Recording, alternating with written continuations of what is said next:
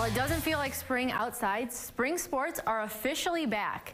The Minot State Beavers softball team took to the field for the first time over the weekend, and they believe they have what it takes to get back to the big dance for the first time in 10 years. Right, we have lofty goals, but everyone seems to believe, and yeah, we're getting after it. The Beavers are entering their third season under head coach Nate Wagner. With a great offseason under their belts, Wagner says entering February, he is excited to see what his team brings to the field. The kids are really buying in and working hard to get better every day. I'm absolutely thrilled with our just culture and what it looks like day in and day out. So yeah, I could not be happier with just attitude, effort, and really how they're working together in practice. Seniors Trinity Valentine and Lexie Odlum were picked as players to watch in 2022, and here's why. Valentine led the Beavers pitching staff, pitching 135 and 2/3 innings in her first season with the team.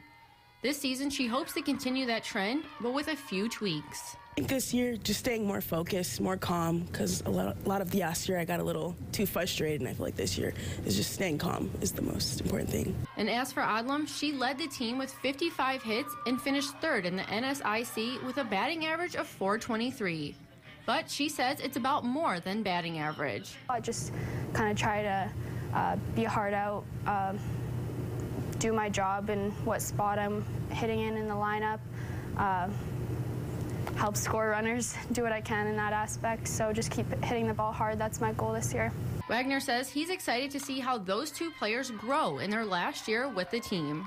Trinity's just your consummate power pitcher, right? She throws hard, comes right at you.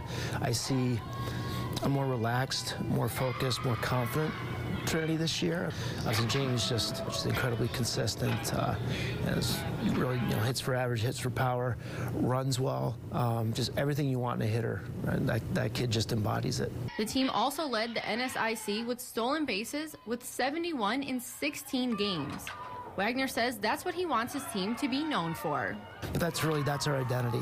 What I like about that is the way it transfers to even our athletes that aren't absolute speed burners. They're aggressive on the bases. We're looking to just gain every little inch we can, and I think that's doing the little things right. And hopefully we get that compound effect that pays off down the road. Both players and coaches say this year feels different from years past. We're just pushing each other one step forward each practice and each game. So I think we're learning lots. I'm learning lots from each and every girl, no matter their age. So it's super cool to see that. Like the kids feel like we're building something special. I think we felt that way the last couple of years. We're headed this direction. This year feels different. We feel like we're on the verge of something pretty cool. The squad this year has over 20 players on it. Wagner says this makes room for teammates to boost morale for others. It just feeds into what the kids have talked about, everyone really pulling for one another, and just that cohesion that we've got right now.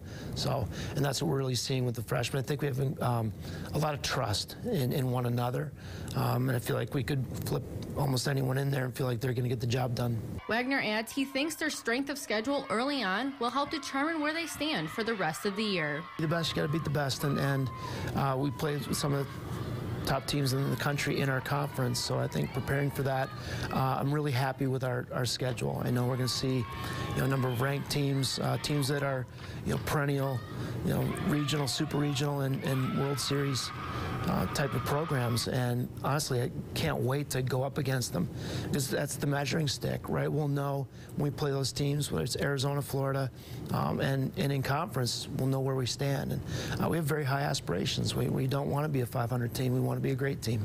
And the Beavers travel to Arizona next weekend. Well, they will take part in the Desert Sting Tournament. Stay tuned for more After the Whistle after the break.